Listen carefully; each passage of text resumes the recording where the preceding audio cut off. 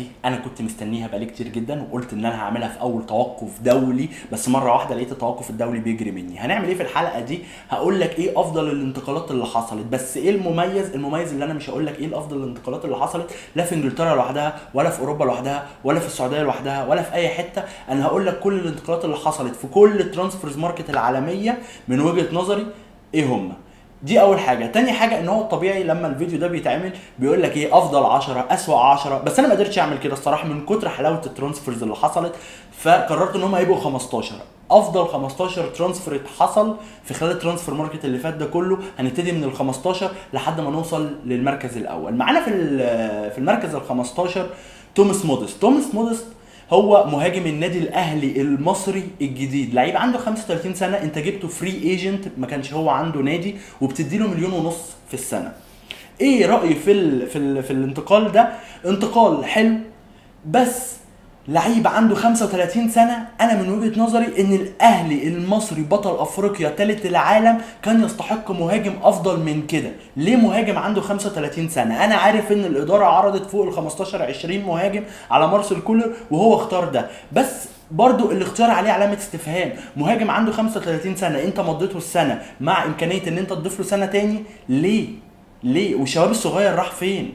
يعني كان في اختيارات افضل من كده. هو لما جه واتكلم قال لك ان النادي الاهلي احنا في اوروبا عارفين ان هو بعد ريال مدريد، هو مش بيطبل ولا بيعمل اي حاجه ولا بيكسب جمهور، عشان دي حقيقه كلنا عارفينها ان النادي الاهلي بالارقام بالبطولات بال معروف جدا في اوروبا وفي العالم كله. يعني شوف كم مره الاهلي اخد ثالث عالم، شوف كم مره الاهلي اخد افريقيا، شوف حاجات كتير جدا. فانا من وجهه نظري ان الاهلي المصري كان يستحق مهاجم افضل من كده، اصغر من كده. هو برده جاي من بروسيا دورتموند وجاي من فرنسا، وبيقول لك ان هو مش من اللي هي النوادي اللي هي في منتصف الجدول ولا ديل الجدول، هو جاي من نوادي كانت بتنافس على الدوري بقوه، كانت بتنافس على بطولات، ولعب مع جود بلينجهام ولعب مع سانشو ولعب مع فخلينا نشوف ايه اللي هيحصل. وده كان رايي الوحيد في موديست، واتمنى له يعني حقيقي ان هو يكسر الدنيا، بس انا كان نفسي للاهلي المصري حاجه احسن من كده، عشان الاهلي يستحق احسن من كده.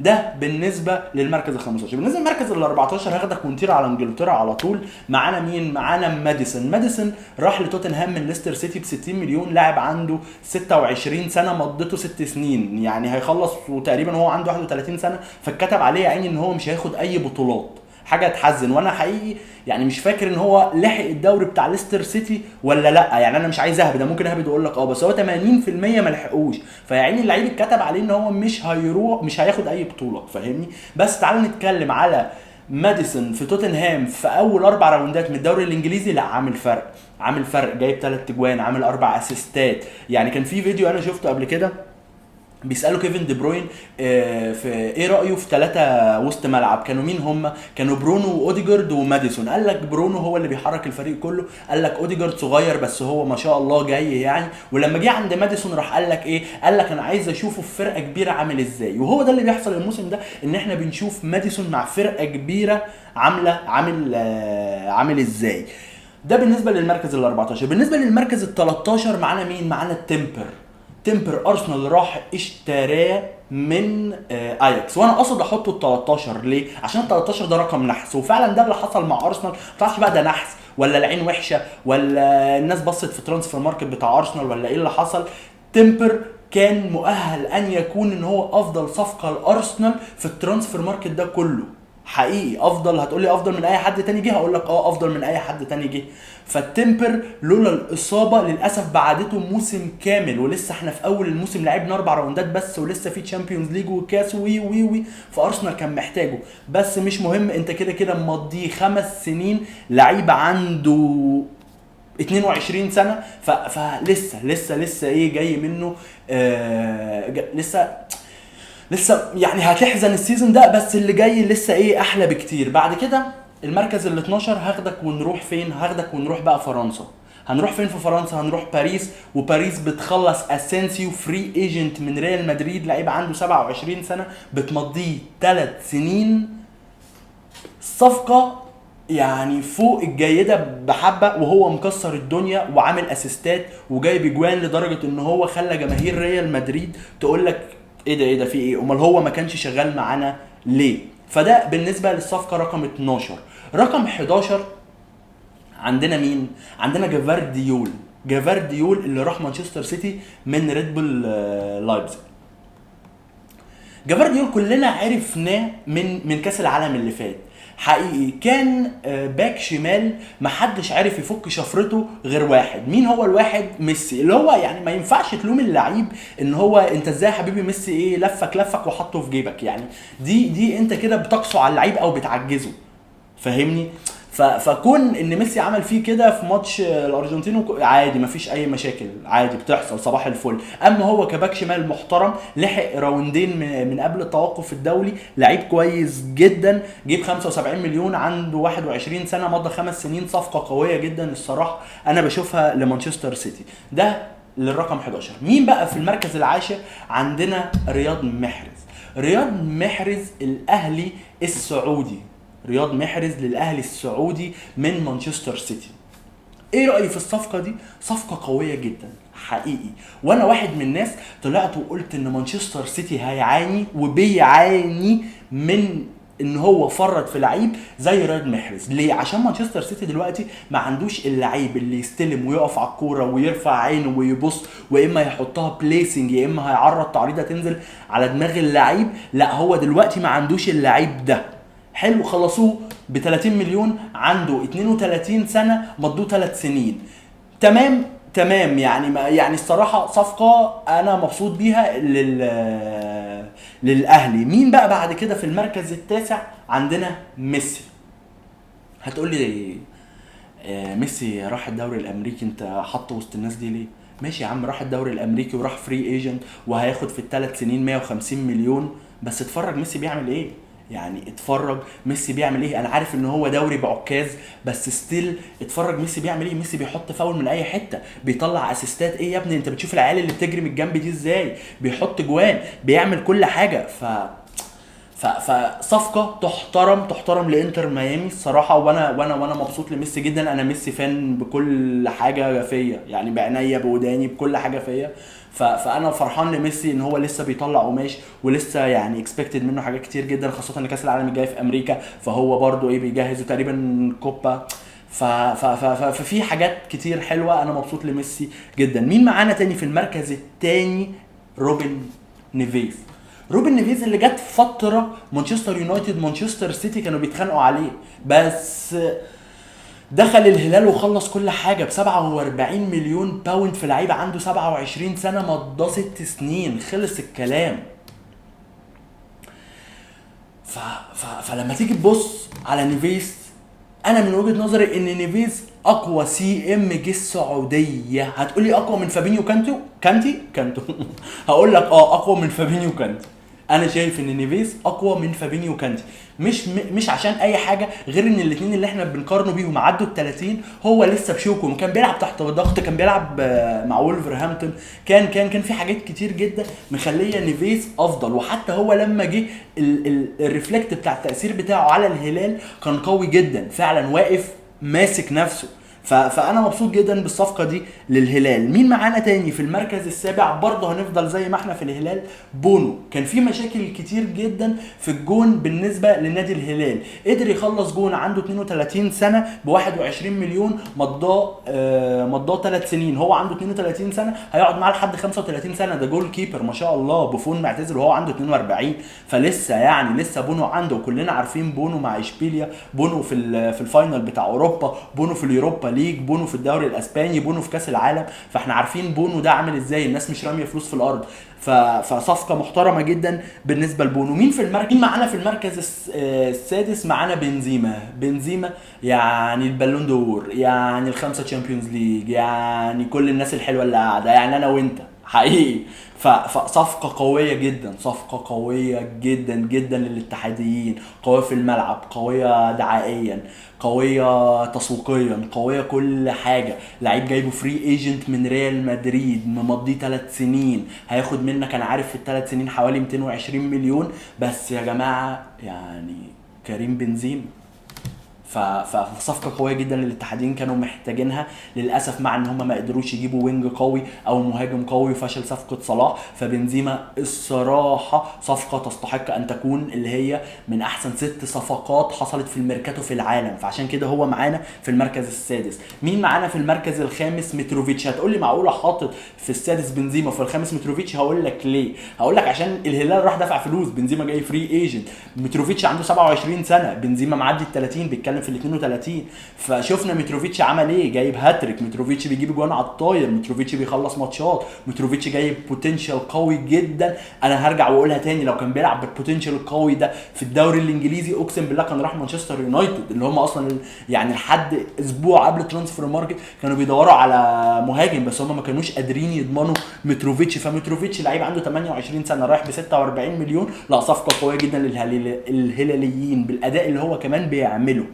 حلو كده نوصل للتوب فور. مين معانا في التوب فور بقى يا ترى؟ معانا في المركز الرابع نيمار. نيمار لعيب دلوقتي عنده 31 سنه، الهلال برضه قدر يخلصه من باريس سان جيرمان ب 60 مليون. هرجع واقول لك حاجه، ان نيمار لعيب العالم كله عارفه، من افضل من لمس الكره على تاريخ اللعبه.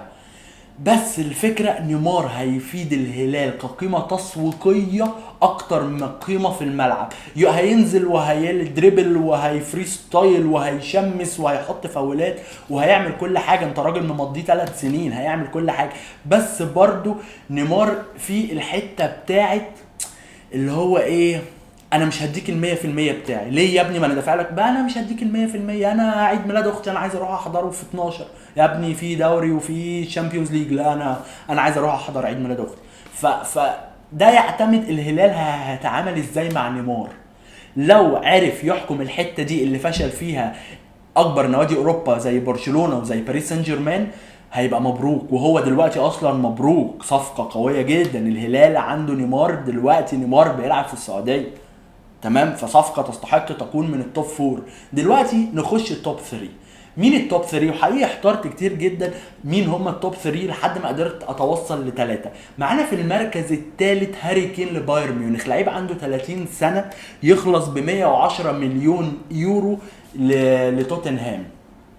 هو لو كان قاعد السنه اللي باقي له في عقده لتوتنهام ده كان هيتباع ببلاش، تمام؟ بس توتنهام فكرت ان هي تكسب فيه ماديا، خاصه ان هي خلاص بقى كلنا عارفين ان توتنهام ما فيهاش بطولات بقى، وهو الراجل جد برده، ولا عارف ياخد بطوله مع انجلترا ولا عارف ياخد بطوله مع توتنهام. بياخدوا بس البطولات اللي هي بتتلعب وديه اللي هي بتاعت اودي ومش عارف ايه، فحاجه وجع قلب يعني. هو برده مهاجم يحترم، مهاجم من الطراز الاول، حطه في البوكس وغمض.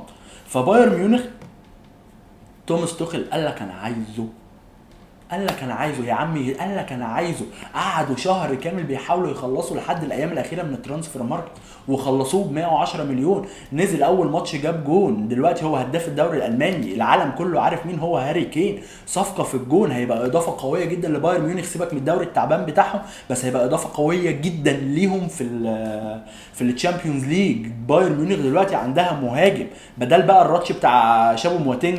اي حد لعب في المهاجم بعد ليفاندوسكي في بايرن ميونخ راتش حقيقي. دلوقتي هم جابوا مهاجم محترم، يا مستواه زي الليفا يا اما اعلى الصراحه بحكم السن، ان الليفا دلوقتي بيتكلم في 33، هاري كين في الثلاثينات. فانا شايف ان الصفقه دي كانت تستحق ان هي تكون المركز الثالث في اقوى الصفقات اللي حصلت في الميركاتو ده كله. فين الصفقه اللي في المركز الثاني؟ مين في المركز الثاني والصفقه اللي انا شايف ان هي كانت ممكن تاخد في المركز الاول بس المركز الاول ما قدرش يخليني ان انا اعمل كده؟ المركز الثاني معانا ديكلان رايس، بيبي رايس. ديكلان رايس ارسنال خلصته من ويست هام ب 116 مليون، بالاد اونز توصل ل 130. وايه هي الاد اونز؟ انا لما بصيت في الموضوع ده كوميدي جدا. قال لك ان رايس لو لعب في كل السيزون 60% من المباريات في مليون باوند كل سنه يروح لويست هام من عقده. انت متخيل؟ وارسنال جايبه اصلا ديكلان رايس عشان نص الملعب بتاعها اللي هو كان السنه اللي فاتت تشاكا وتوماس بارتي ما بيلعبوش السيزون كله، وكان ارسنال ما بيلعبش في الشامبيونز ليج. فدلوقتي ارسنال عنده تشامبيونز ليج، فانت محتاج لعيب يبتدي فعلا 80% من ماتشاتك، ما عدا بقى الماتشات اللي انت اصلا اوريدي مخلصها، وده صعب جدا تلاقيه في الدوريه بتاعه منافسات ارسنال. فريق اوروبي، فريق قوي، فريق عايز ياخد دوري، فريق عايز يروح بعيد في الشامبيونز ليج. فديكلان رايس من تاني اقوى صفقه حصلت في الميركاتو ده حقيقي. وشفنا ازاي خلص ماتش ديربي زي ماتش مانشستر يونايتد، هو اللي رجع ارسنال حقيقي. كلنا بنشوف التربو اللي بيفتحه لما الكره بتتقطع وبيرجع يجيبها، وقليل جدا لما بيجيبها في فاول. فصفقه محترمه جدا. انا كارسنال فان حقيقي طاير في السما من الصفقه دي، زعلان بس زي ما اتكلمت على تمبر، كان تمبر ممكن يبقى بتكلم عليه دلوقتي كتالت احسن صفقه، وديكلان رايس تاني احلى صفقه او العكس حقيقي. بس مش مهم، اللي جاي احسن ان شاء الله. مين معانا في المركز الاول؟ معانا في المركز الاول جود بلينجهام، ما فيهاش كلام. خلصان ب 130 مليون، عنده 20 سنة، ممضينه 6 سنين. ما تتفرج عليه ما تعرفش هو اللي شايل ريال مدريد ولا ريال مدريد هي اللي شالته. الواد تقل قوي بالكرة، تحس ان هو زيدان 2005. يعني ايه ده؟ في ايه؟ يعني بيمسك الكرة ويلف باتنين لعيبه ويطلع اسيست في الماتشين الدوليين بتوع انجلترا، واحد قدام اسكتلندا. الواد بيلعب بدماغه ما بيلعبش برجله، بيودي العيال يمين وشمال ويطلع اسيستات ويجيب اجوان. 3-4 ماتشات لريال مدريد هو اللي بيخلصهم، احتفال ايكونيك. حط نفسه، حطوا له الصوره بتاعته على الاستاد بتاع البرنابيو الجديد. ايه ده؟ ايه الحلاوه دي؟ الصراحه صفقه يعني صفقة قوية جدا. و130 مليون في لعيب زي ده، 130 مليون حلال حقيقي. احسن صفقة حصلت في الميركاتو في السنة دي كلها هي بلينجهام من بروسيا دورتموند لريال مدريد. وتيجي تسأل بكام؟ 133 مليون. يعني موسيس كاسيدو العرة متباع ب 150 160 مليون، انت متخيل؟ فجود بلينجهام ب 130 مليون، لا دي صفقة، ده بارجن محترم جدا لريال مدريد. ده كان كل حاجة من وجهة نظري ليها علاقة بالترانسفير ماركت اللي حصل كله في العالم. زي ما قلت لك، لو بسطت في الفيديو اشترك في القناة. اتبسطت معاكم جدا، اشوفكم على خير، شكرا.